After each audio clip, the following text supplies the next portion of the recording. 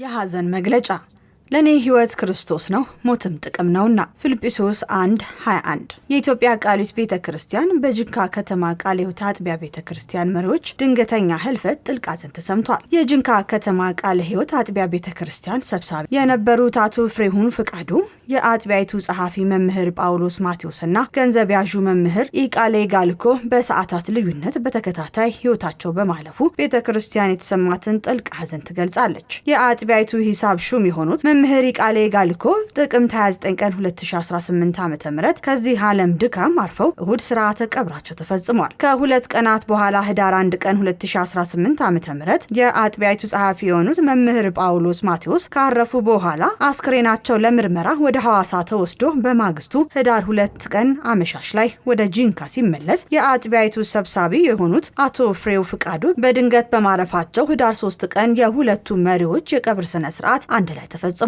በዚህም የጂንካ ከተማ ቃሊት ቤተክርስቲያን በሁለት ቀናት ውስጥ 3 መሪዎቿን በማጣቷ እጅግ ያሳዝናል፣ አስደንግጦናል። እነዚህ መሪዎች በቤተክርስቲያን ምዕመን ዘንድ የተወደዱ የተከበሩ ዘመናቸውን ሁሉ ለጌታ ስራ ሲተጉ የኖሩ በደቡብ ኦሞና አካባቢው ወንጌል ለማስፋፋት የበኩላቸውን ጉልህ ሚና የተጫወቱ የወንጌል አርበኞች በመሆናቸው የኢትዮጵያ ቃሊት ቤተክርስቲያን ይህንን አኩሪ ገድላቸውን ለትውልድ ሁሉ ስታውሳ ትኖራለች። የእነዚህ የወንጌል አርበኞች ምድራዊ ቆይታ በዚህ መልኩ መቋጨቱ ቢያሳዝንም በአሁኑ ወቅት በጌታ እቅፍ እንደሚገኙ ስናስብ ግን እጅግ እንኮራለን። የኢትዮጵያ ቃሊት ቤተክርስቲያን ዋና ፕሬዝዳንት ስምዖን ሄሊሶ፣ ምክትል ፕሬዝዳንት አቶ ዳንኤል ጫሜቦ፣ ዋና ጸሐፊ ዶክተር ስምዖን ሙላት፣ ምክትል ዋና ጸሐፊ ዶክተር ወንድሙ አበበ፣ የቀጠናዎች የህብረቶች ልዩ ህብረቶችን አመራሮች በሙሉ ለቤተሰቦቻቸው፣ ለቤተ ክርስቲያን፣ ለመላ ወዳጅ ዘመዶቻቸው መጽናናትን ይመኛል።